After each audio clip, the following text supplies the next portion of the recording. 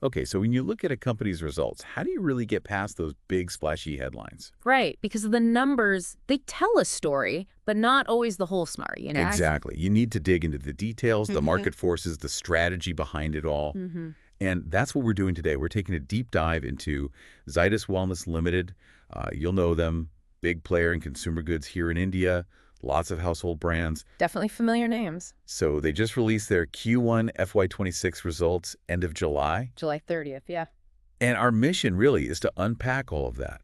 Pull out the key figures, yes, but also understand what's driving those figures. Get the context. Get the context, extract the insights so that you, listening, feel like you've got a proper handle on what's going on at Zydus Wellness. Sounds good. Let's do it. All right, so let's kick off with those headline numbers. Consolidated net sales growth, 2.2%. That came out to INR 8,577 million. Right, and EBITDA also grew 2%, reached INR 1,556 million. Okay, so 2.2% growth. Mm. On the surface, that might seem, well, a bit modest. Is there something more going on there, especially maybe seasonality? Absolutely. That's the key thing here. That overall 2.2%, it actually hides some really strong double-digit growth when you strip out the seasonal brands. Ah, okay. So the brands like, Glucon-D and Nysol. They really faced headwinds this quarter. The summer was shorter than usual, plus we had all that unseasonal rain across the country. right, they definitely hit demand for things like cooling powders and glucose drinks. Exactly. So their performance was impacted. The good thing is it looks like most of that impact was contained within Q1, maybe just a little spillover into July, August. Okay, that makes sense. And beyond the seasonal aspect, what wider consumption trends did these results highlight? Well, a couple of things really stood out. First, rural markets, still leading the growth, consistently outpacing urban areas. Interesting. What's driving that? Seems to be strong performance in things like branded commodities, personal care, daily essentials, just robust demand there. Yeah. And then digital channels, quick commerce, e-commerce, they just keep delivering really strong growth, no slowdown there. Right. And maybe most strategically important, Tier 2 and Tier 3 cities, they are really emerging as powerful growth engines. It feels like Zydus is positioning itself well for that next phase of expansion, tapping into that growth. That focus on Tier 2 and 3 makes a lot of sense for future growth. Right. Now, you mentioned digital and e-commerce. I noticed a big jump in organized trade saliency. Ah, yes, that was significant. It went up to 30.9% this quarter from 23.3% at the same time last year. That's quite a leap. It really is. And if you break that down, Yeah. e-commerce was 14.5% and modern trade, supermarkets and hypermarkets was 16.4%. So what's behind that shift? Is it just changing habits or something specific Zydus did? It's a mix, actually. Partly it's the Right Bite acquisition, the Max Protein business. Right, they bought them last year. Yeah, and that business inherently has a much stronger presence in quick commerce and e-commerce channels, so that pulls the average up. Got it. And the flip side is Glucon-D and Nysol, the season ones we talked about, they traditionally have a higher share from rural general trade.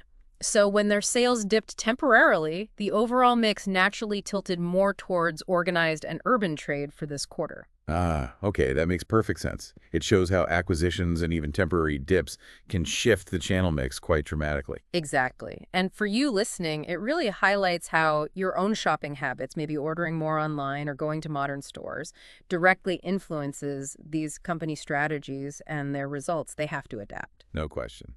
Okay, let's zoom in a bit now. Let's talk individual brands. When you look through the details, what really jumped out?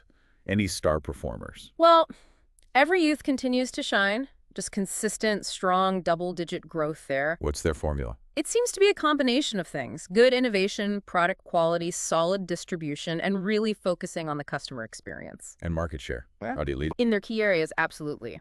And scrubs, they hold almost half the market, 48.7% share. And that's up 262 basis points year on year. Wow, nearly 2.7 percentage points gain. That's significant. It is. And in peel-off masks, they're even more dominant, 77.2% share.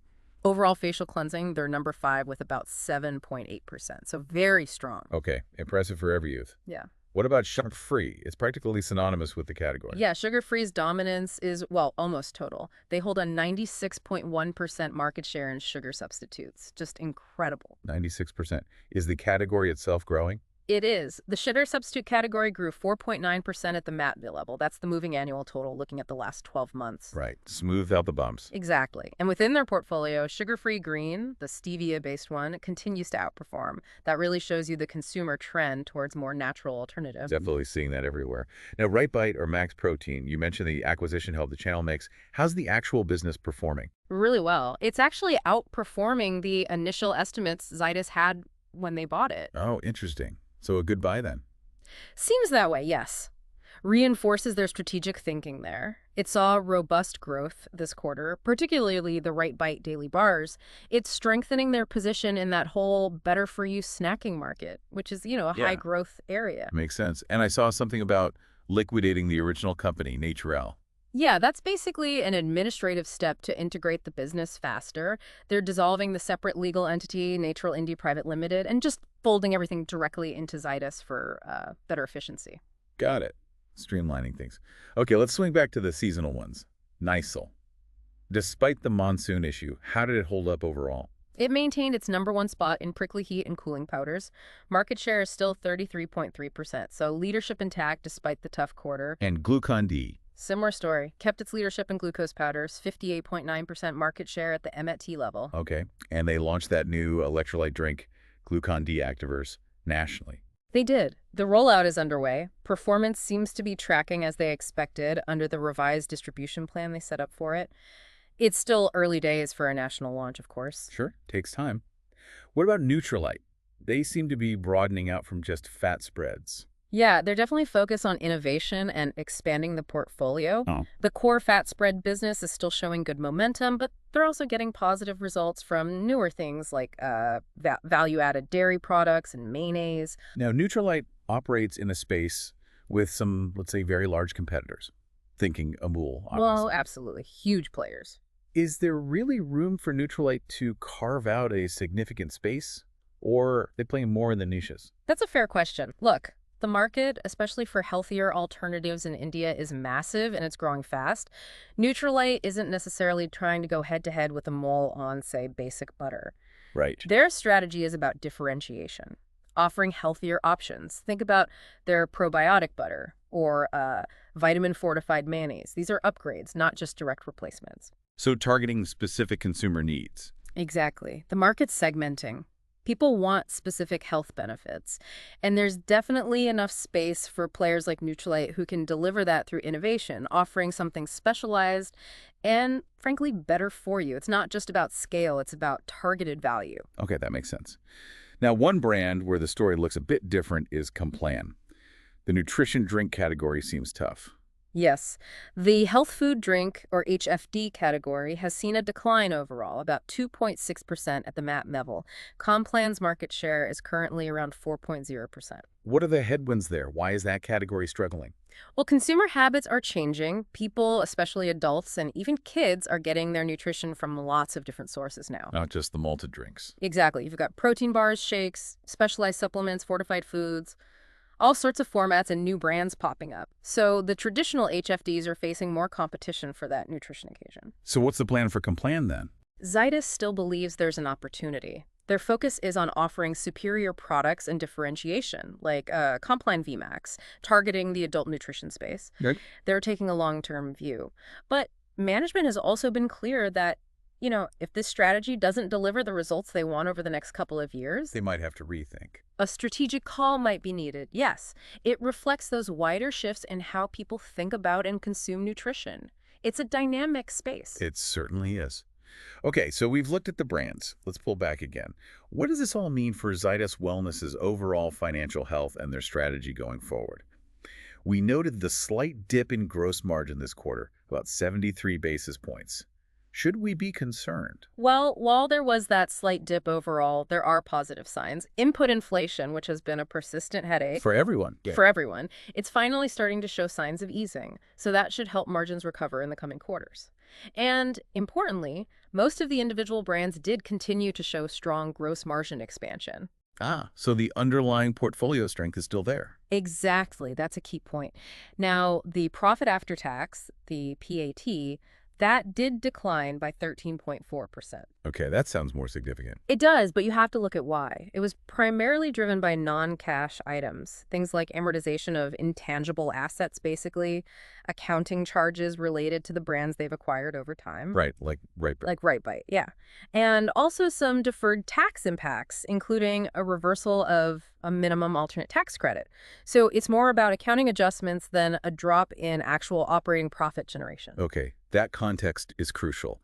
Less about operations, more about the accounting side. What about their cash situation? That's actually a major positive highlight from the quarter. The company returned to a net cash positive position. Oh, wow. Okay, so they have cash on hand now after paying down debt, presumably. Exactly. This really strengthens their balance sheet. It gives them the firepower to invest in bigger projects, infrastructure, automation, basically everything needed to build the business for the next growth phase. That's a strong position to be in. Gives them a lot of flexibility.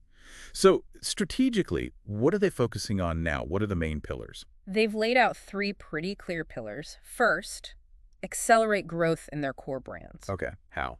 It's about focusing on volume growth, recruiting new users, and using innovation to keep the brands modern and differentiated, keep them relevant. Makes sense. Pillar 2. Building their international presence. They want to scale up, especially in SAARC, Middle East Africa, Southeast Asia. Any specific target? Yeah, the aim is to get international revenue up to maybe 8–10% of their total business over the next 4 or 5 years. Ambitious. And the third pillar? Significantly growing overall scale, which means they're keeping the door open for more acquisitions. Bolt-on acquisitions, things that fit well when the time and price are right. Right, leveraging that cash position, perhaps. And within that growth strategy, what's the approach to new products and innovation? Is it all brand new stuff or improving existing lines? It's definitely a mix, but there's a very strong focus on upgrading and evolving their existing products. Why the emphasis there? Because consumer expectations are just changing so fast. What people wanted 5 years ago isn't necessarily what they want today, so they need to keep relaunching, refreshing, and improving to stay relevant. Makes sense. Keep the core strong. Right. They launched 12 new products or variants in FY25, and they say there's more in the pipeline. So both new stuff and relaunches are high priority. And how does distribution fit into this? You mentioned the channel shifts earlier. Yeah, distribution is critical. They plan to expand their direct reach significantly, adding another 80,000 outlets this year. Wow. Aiming for. Roughly 7 lakh direct covers, that's 700,000 outlets. They know general trade is still vital, especially in smaller towns and rural areas. But at the same time, they're actively building their capabilities in quick commerce and e-commerce. It's a multi-pronged approach. Covering all bases, really. Okay, so wrapping this up, if we summarize the key takeaways from this deep dive into Zydus Wellness, what would they be? Well, I'd say first, resilience. Despite those seasonal headwinds, the underlying business, especially the non-seasonal part, showed really strong double-digit growth. Right, the core is healthy. Exactly. Second, they're strategically well-positioned. They're tapping into rural growth, digital channels, Tier 23 cities, and the better for you trend. And financially strong now, too. Yes, that return to net cash positive is huge. It gives them options for investment, innovation, and potential acquisitions to fuel that next phase of growth. So a pretty solid picture despite a complex quarter. I think so. Which leads to maybe a final thought. As we see consumer preferences shifting so rapidly towards healthier options, different ways of getting nutrition, online convenience, how do companies like Zydus keep adapting? Yeah. How do they stay ahead? How do they sustain that leadership through constant innovation and change? And maybe more personally for you listening, what does all this evolution mean for your own choices when you're in the supermarket aisle or clicking add to cart?